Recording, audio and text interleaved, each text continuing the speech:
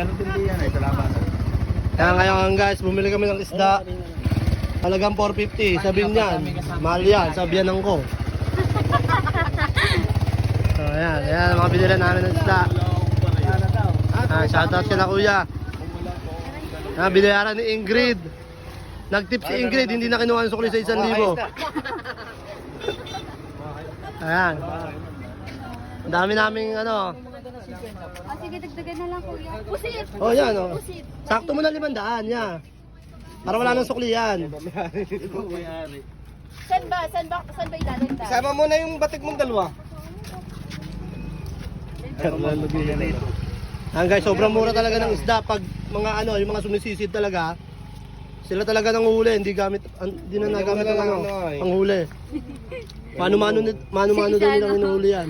Sama mo na yung pusit na iba. Oo yeah, sama mo na. Yung pusit na iba. Kaya Ayaw mo.